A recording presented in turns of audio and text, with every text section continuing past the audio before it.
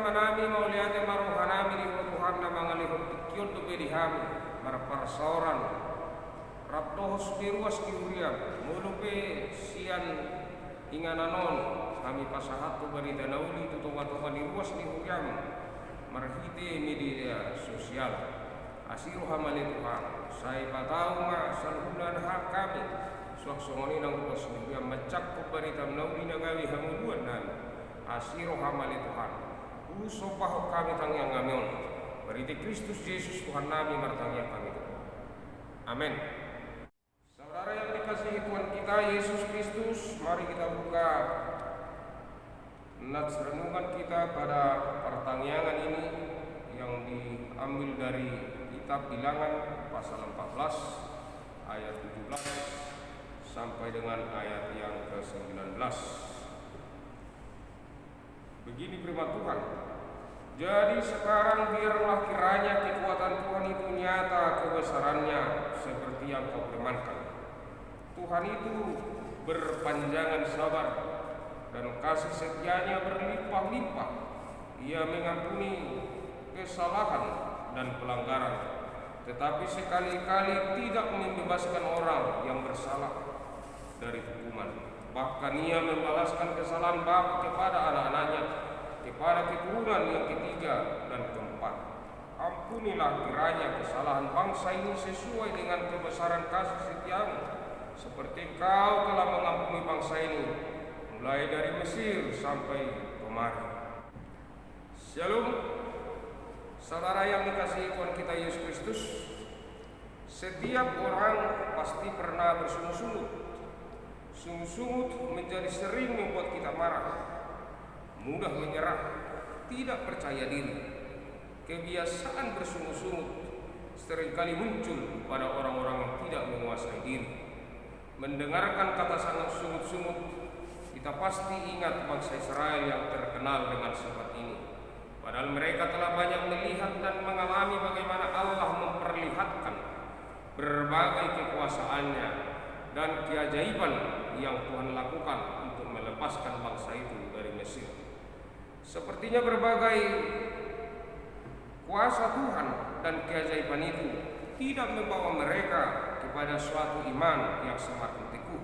Bahkan justru sangat sering bersungguh-sungguh setiap perjalanan ketika mereka mengeluhkan sesuatu hal, lalu bahkan menghujat Tuhan. Mereka tidak tahu menghitung berapa banyak yang Allah perbuat bagi bangsa Israel. Mereka disertai oleh tiang awan pada siang hari. Mereka diberi minuman, mereka diberi manna, sekalipun itu tidak mungkin karena dalam kondisi padang gurun. Semua tidak cukup untuk membuat bangsa itu percaya kepada Tuhan Allah. Saudara yang dikasihi Tuhan kita Yesus Kristus, tidak beriman adalah dosa yang sangat serius. Ketiadaan iman Israel menolak rencana Allah yang baik, padahal sebelumnya mereka telah mengalami hal-hal ajaib tadi yang Tuhan lakukan. Pada ayat 11 dapat kita lihat, mereka menghina Tuhan, lalu Allah murka hingga berniat membatalkan rencananya untuk melepaskan mereka dengan melenyapkan mereka dengan penyakit sampar.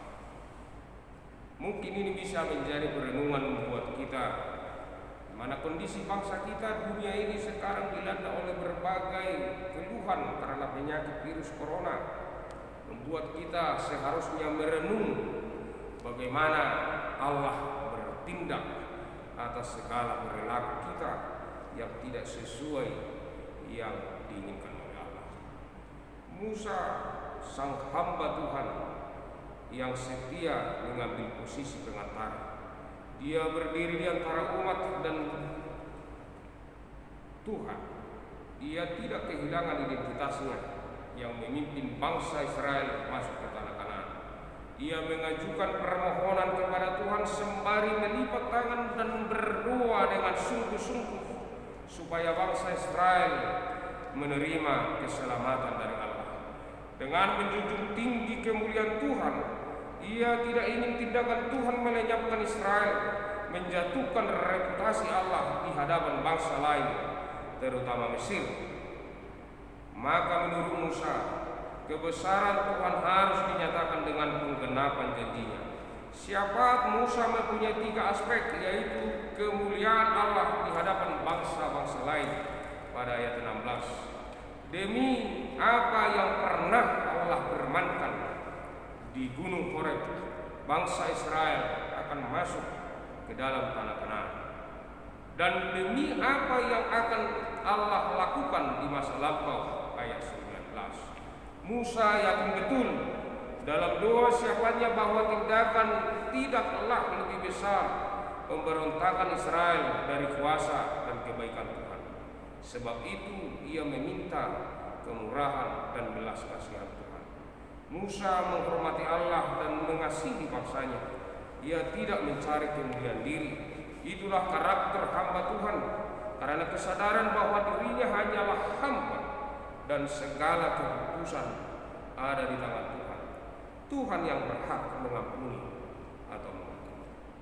Saudara yang dikasihi Tuhan kita, Yesus Kristus, sikap yang selalu bersungguh-sungguh kepada Allah boleh karena iman kita kepada Allah mulai goyah, di mana yang kita pandang bukan Allah, tapi kita sudah tertuju hanya kepada persoalan tersebut dan tidak melihat lagi kuasa Allah yang berkuasa menaklukkan persoalan. Dengan kata lain, persoalan melampaui kuasa Allah. Oleh sebab itu Yesus berkata, sebab itu janganlah kamu khawatir akan hari esok, karena hari esok mempunyai kesusahannya sendiri.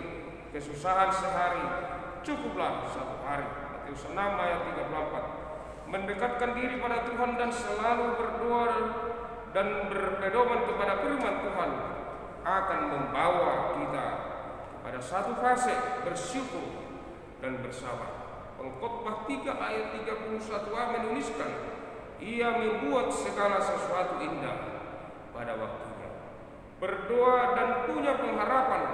Orang beriman harus berdoa, dan orang yang berdoa haruslah beriman. Sebagai yang dipercayakan Allah kepada kita dalam memimpin apapun, sebagai bapa, sebagai ibu, sebagai apapun itu bentuknya, ketika kita diserahkan sebagai pemimpin, marilah kita belajar dari apa yang Musa lakukan pada waktu ini.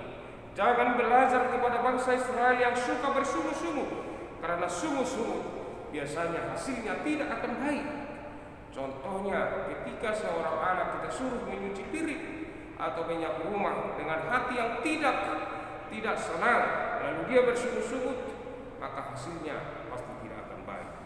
Musa sebagai pemimpin bangsa Israel keluar dari Mesir, dia selalu sabar, setia mendengarkan pergumulan bangsanya, dan setiap perkara dan pergumulannya dia serahkan kepada Tuhan, berdoa kepada Tuhan. Ayat 18 sampai 19. Pantang menyerah, tetapi berserahlah kepada Tuhan. Seandainya saja persoalan yang kita hadapi itu kita hadapi dengan roh iman, maka kita akan keluar sebagai orang yang lebih dari seorang pemenang. Sebab iman itu selalu mendahului kemenangan itu sendiri. Di mana ada iman, di situ ada kemenangan.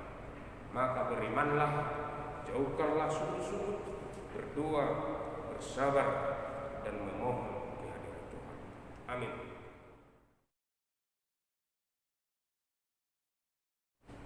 Kita kembali bersatu di dalam doa. Ya Allah Bapa kami yang baik, Allah yang Maha Pengasih, Allah yang sungguh menyayangi setiap kehidupan kami. Pada saat ini Tuhan, kami telah mendengarkan firman Tuhan. Bangsa Israel yang selalu bersungguh-sungguh atas segala sesuatu perjalanan mereka. Mereka tidak mau melihat apa yang Tuhan telah lakukan di dalam kehidupan bangsa itu. Beberapa hal yang luar biasa yang Tuhan lakukan bukan menjadi perenungan bagi bangsa itu, tetapi mereka selalu tidak percaya dan selalu suka untuk bersungguh-sungguh, bahkan untuk menista nama Allah. Pada saat ini menjadi perenungan bagi kami Tuhan. Kiranya firman yang berkumandang untuk pertanyaan ini menjadikan kami bangsa yang tidak suka bersungguh-sungguh, tetapi bangsa, orang, jemaat yang suka menghitung apa yang Tuhan lakukan di dalam setiap kehidupan kami.